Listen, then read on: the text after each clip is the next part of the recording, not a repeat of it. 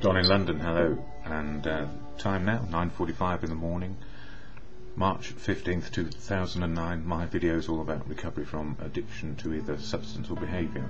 My addictive substance, alcohol, my behaviour, any old olic you can think of, alcoholic, workaholic, relationshipaholic, all the isms, and addicted to life, I guess. Sometimes I wasn't addicted to life. I was addicted to the idea I might not wake up for many years, when I was feeling very sorry for myself and depressed. And it wasn't easy, because depression is something we see as a weakness, not a condition. And depression is what it is. So the gift for me is I have had proper diagnosis, proper help, professional help to make me understand, help me understand where I am today. So what keeps me in recovery? Professional help, family, community, society, civilization, what I learn every day, just a little bit more, makes it worthwhile. And even in difficult times like now, where this last week has been extraordinarily hard on me, emotionally, spiritually and physically, I keep on going, and the fellowship which helps me is Alcoholics Anonymous. And for anybody looking for some fellowship, there are plenty about who offer help with different substances and different behaviours. But I have to say, what works for me is AA, Alcoholics Anonymous, and I share the preamble here because it slows me into the moment of now. That's my spiritual connection to living, trying to have less denials and less filters in my way, and just try and live life truthfully, open, honest and willing. So the preamble goes like this. Alcoholics Anonymous is a fellowship of men and women who share their experience, strength and hope with each other, that they may solve their common problem and help others to recover from alcoholism. The only requirement for membership is a desire to stop drinking. There are no dues or fees for AA membership. We are self-supporting through our own contributions. AA is not allied with any sect, denomination, politics, organisation or institution. Does not wish to engage in any controversy, neither endorses nor opposes any causes. Our primary purpose is to stay sober and help other alcoholics to achieve sobriety. And I got to 2 meetings yesterday of the fellowship, and I need them at the moment because life is difficult. I know if I isolate at the moment, my mood goes down, and I need to keep in good company, people sober, either one day sober or many years sober. We're all the same size, same outcome, sober today, living in fellowship, and making life work as we can, just for today.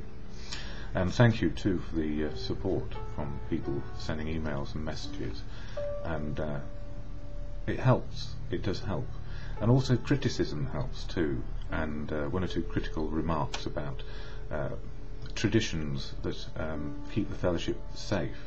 So we have steps, 12 steps of action, suggested steps to keep us safe and sober, and there are 12 traditions which are there to help the fellowship keep safe and a sanctuary for people to find their truth of now.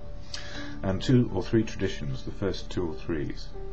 First it said our common welfare should come first. Personal recovery depends on AA unity. And also included in that is no AA can tell another AA what to do. Everything's done through a group conscience, which is tradition 2. For our group purpose there is but one ultimate authority, a loving God, as he may express himself in our group conscience. And the idea of God for me is simply God is truth, God is love, and God works through people, very nuts and bolts. But that's just me, and everybody has their own view on what that is. But the most important thing is group conscience is the way that a group of people make their fellowship work for them. And as long as they're within the principles of the AA fellowship, then they are part of AA. And the third one here, the only requirement for AA membership, a desire to stop drinking, is crucial, because you can say you're part of the fellowship if you have a desire to stop drinking, and that's the only one qualifying I suppose, endorsement that one can give oneself. It's not imposed by others, it's what we know and understand ourselves to be. So those 3 traditions are very, very important, because we all have different opinions, and it's quite right that we do. Different opinions, but the principles are very, very similar in their outcome. That is, we're not here to judge others, we're not here to impose our will in any particular way on another person. We have a fellowship which runs on group understanding. That is a common understanding that people have to come to, not as a voting democracy as such, but coming up with the right understanding of how to make the fellowship work for them. And that's important to me, because I couldn't join a fellowship which dictated to me how I live my life. In fact, it's all suggestions which I can take or leave, and that applies to everybody else as well. So it's important for me to say that you need not follow my suggestions, but you can listen to what has worked for me, or not, as the case may be, and that's most important. We still need our freedom of choices. That is the gift of fellowship. Freedom of choices, bearing in mind we're no bigger or smaller than anybody else, and if we rub along in life with other people, we need to take account of their outlook, their choices, and that we are powerless over people, places and things, most often, if not completely. We get our choices back in fellowship. That's the most important thing. And with a fellowship we've got more power, if you like, to hear, experience, strength and hope as we go along. So the fellowship of AA has been critical to my development, if you like, of being able to live in the day. And that is my spiritual connection to the truth of now. And I utilise daily reflections. It covers one step a month. Not many people know this because they don't use it as a complete reference all the time. But third month, third step is all about letting go and letting God, or letting go and letting good conscience. It's how we are, and this is very apt. March 15th, the God idea.